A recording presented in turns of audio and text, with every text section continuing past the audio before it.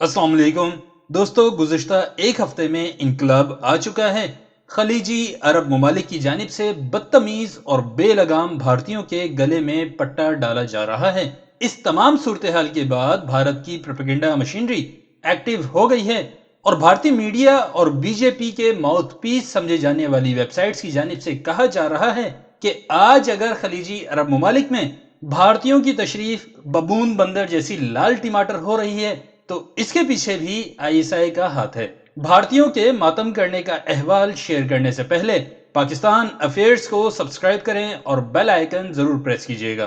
तो दोस्तों, भारत की जानिब से प्रोपेगेंडा मशीनरी एक्टिव हो चुकी है और बजाय अपने गिरेबान में झांकने और अपनी गलतियां सुधारने के उल्टा पाकिस्तान पर इल्जाम लगाया जा रहा है कि ये पाकिस्तान की नापाक एजेंसी की नापाक साजिश है, जिसकी वजह से आज अरब ममालिक भारतीयों की तशरीफ को बबून बंदर जैसी बनाने पर तुले नजर आते हैं। भारतीय न्यूज वेबसाइट्स पर एक ही दिन में 3 मुख्तलिफ मज़ामीन शाया हुए हैं और उनका लुब्बे लुबाब कुछ यूं है कि FATF, ग्रे लिस्टेड और कंगले पाकिस्तान ने मशरिक़ वुस्ता में भारत को तंग करने के लिए प्रोपेगेंडा करने वाले वकला की खिदमात हासिल की हैं। पाकिस्तान की खुफिया एजेंसी ISI के जहरीले प्रोपेगेंडे में भारतीय अपोजिशन, भारत मुखालिफ सहाफ़ी और इंतहा पसंदों ने इन वकीलों को एंटी मुस्लिम वीडियोस फराहम की हैं जो उनके बयानिए को सूट करता है।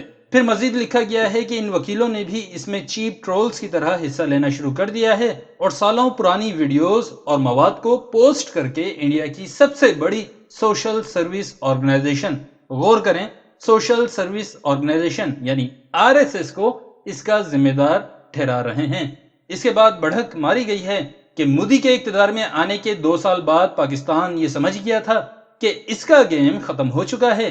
पाकिस्तानी सेनेट में पेश की जाने वाली पॉलिसी गाइडलाइन रिपोर्ट में भारत पाकिस्तान के दरमियान बनने वाली ताज़ा सूरत-ए-हाल के बारे में लिखा गया था कि भारतीय राय आमा के उन तबकात जैसे कि सियासी जमातें, मीडिया, सिविल सोसाइटी और इंसानी हुकूक की तंजीमों तक जामा रसाई जो मोदी की इंतहा पसंदी और उसकी पाकिस्तान मुखालिफ पॉलिसियों के खिलाफ हैं। इसके बाद वजीर आजम पाकिस्तान इमरान खान के बारे में लिखा है कि इसके कुछ साल बाद इमरान खान वजीर आजम बने और उन्होंने अक़वाम मुत्तहिदा में अपनी खूनी तकरीर में वाज़ेह तौर पर कहा था कि जो भी इस्लाम की तौहीन करेगा उसे खून से जवाब दिया जाएगा।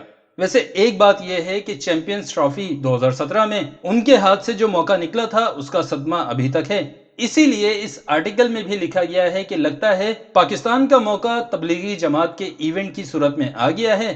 फिर तबलीगी जमात के खिलाफ जहर उगला गया है और इन्हें कोरोना फैलाने वाला बताया है।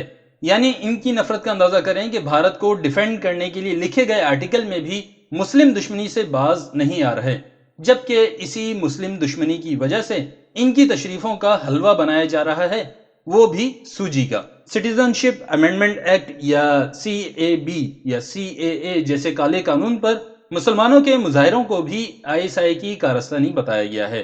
एक दूसरे आर्टिकल में कहा गया है कि सियासी और ज़ाती मफादात की खातिर मशरिक़ वुस्ता की अरब रियासतों में गैर मुस्लिमों को उकसाया जाता है ताकि वो इस्लाम पर तनकीद करें, और इसी आर्टिकल में धमकी देते हुए कहा गया है कि ये समझना बेवकूफ़ी होगी कि इसका रद्दमल नहीं आएगा। It's a matter of time कि मुतालका फर्द या हुकूमतें मामलात अपने हाथों में लेकर एक मासूम मुसलमान की जिंदगी को अपने मुल्क में बद से बदतर बना दें।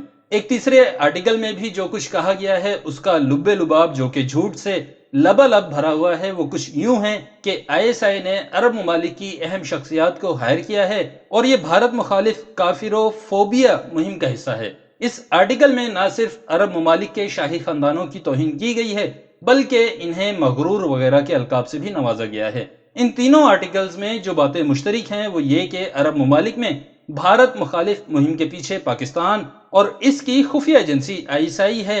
इसके साथ ही तीनों आर्टिकल्स में यह भी कहा गया है कि केरला और दूसरी भारतीय रियासतों से ताल्लुक रखने वाले मुसलमान भी भारतीय हिंदुओं की ऐसी पोस्टें ढूंढ ढूंढ कर रिपोर्ट कर रहे हैं।